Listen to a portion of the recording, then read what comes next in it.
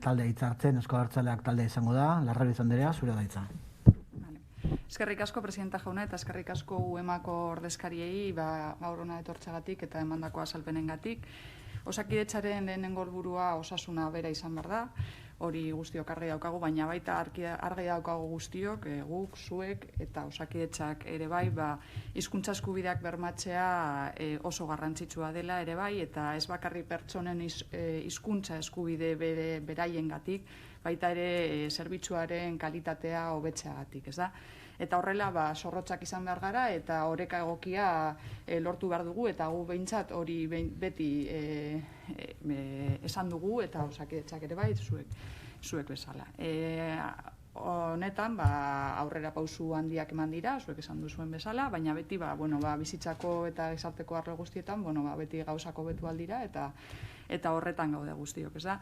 Zuek txosten horren bitartez egiten dituzuen gogoetak, ondorio batzuk ateratzen ditu, zuen ikuspegia, osakidetzak ere ebaluazioak, zuen ondorioak dira, osakidetzak ere bere ebaluazioak egiten ditu, bigarren Euskararen bigarren normalizazio planaren ebaluazio bat egin zen, eta orain, azken ebaluazioaren emaitzak espero dugu eta ziur gaude laster ezagutuko ditugula, eta hortik eta beste azterketengatik ondorioak aterako dira, eta ondorio guzti horiek, zuenak, hauek, eta seguroski guztio balioko dute hirugarren plana, Euskararen Osakidetzako hirugarren normalizazio plana egiteko, eta bertan ere, seguru hizkuntza eskakizunak gogortuko direla, beti era orekatuan esaten dugun bezala, Euskal Legizartea aniztasuna dago, eta baita Osakidetzako langileriaren ere aniztasuna dago, eta hor beti oreka bilatu behar da, ez da? Esan dugun bezala, aurrera pausuak eman dira, gauzako betu dira honen inguruan, adibidez Osakidetza, barne planez gain, barne instrukzioak eman ditu, kontratazioetarako eta gauzako betzeko, hizkuntza eskakizuna duten lanpostuak eta derrigortasun tasa duten lanpostuak asko igo dira, beraz aurrera pausuak daude, aldi izan den neurrian, baina denok daukagu gogoan, errealitatean batzutan zailtasun handiak daudela lanpostuak betetzeko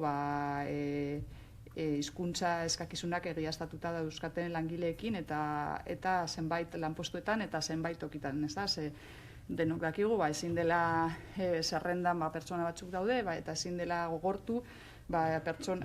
hizkuntza eskakizuna duten egiaztatuta duten pertsonak ezin direla behartu lanpostu zehatz batzuk hartzera, eta errealitateak dio normalean tendentzia dagoela hirigunetako lanpostuak hartzera, eta horrela batzutan herri txikietan eta hemen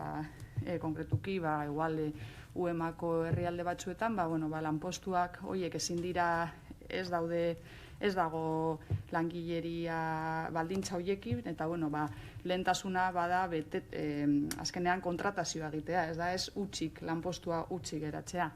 Hala ere, esaten dugun bezala, aldi baterako kontratazioetan, beti kontuan izanik aldi baterako kontratazioak direla, eta lehentasun handienekotzat tipifikatutako unitateetan, hauek dira badidez, harrera onarpen informazio unitateak edo pediatriako larrialdiak edo UEMako edo eremu soziolinguistikorik euskaldunetan, UEMako herrialdetan, baita ere erizaintza, pediatria, zuek hor nabarmendu duzuena, edo medikuntza orokorreko lehen mailako arretako zentroetan, hor zerrendako ordena inkluso aldatzen da eta lehenesten da hizkuntza eskakizuna egiaztatuta izatea. Orduan bai aurrera pausuak ematen dira, baina hala ere, errealitateak batzutan esaten dugun bezala, ezinezkoa egiten du, baldintza horiekin langileria lortzea postu horiek betetzeko. Eta, Osakidetza konsientea da, eta badaki hori batzutan gertatzen dela, eta hori hobetzeko beti dago, beti egongo da